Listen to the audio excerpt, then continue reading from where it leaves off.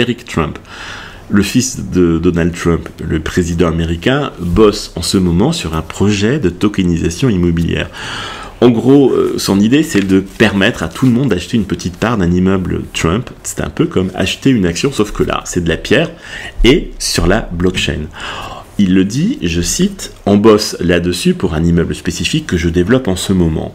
Je pense que ça va être incroyable. » Franchement, on sent qu'il a donf dans son truc, le mec.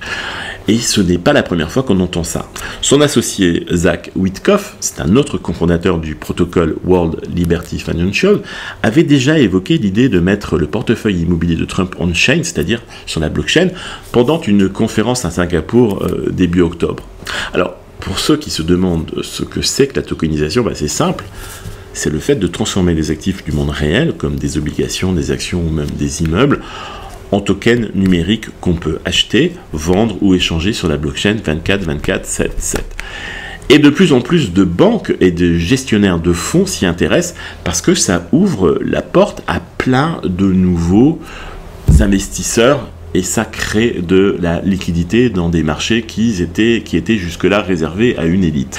Eric Trump, lui, voit carrément ça comme un moyen de donner accès à ses fans et soutient du monde entier à une part du Trump Empire. Il imagine un modèle où n'importe qui pourrait investir par exemple 1000 $ pour détenir une fraction d'un bâtiment Trump avec en bonus des avantages exclusifs, c'est-à-dire par exemple des nuits d'hôtel gratuites, des accès privilégiés, ce genre de trucs quoi. Il a même balancé, si je veux construire un hôtel à Washington, à Dubaï ou même à New York, pourquoi je devrais aller vers la Deutsche Bank ?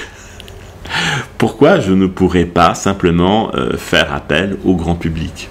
Franchement, ça résume bien sa vision, remplacer les banques par les gens. Pour l'instant, on n'a pas encore tous les détails, mais il a confirmé que le projet serait intégré à World Liberty Financial et à leur stablecoin, l'USD1. C'est une crypto-monnaie indexée sur le dollar américain. Et d'ailleurs, World Liberty Financial a prévu de lancer bientôt une carte de débit et une appli grand public pour utiliser ce stablecoin dans les paiements du quotidien. Bref, entre l'immobilier, la blockchain et la marque Trump, ce projet s'annonce déjà explosif. Reste à voir si tout ça va vraiment décoller. Mais une chose est sûre, le clan Trump veut clairement sa part du gâteau crypto.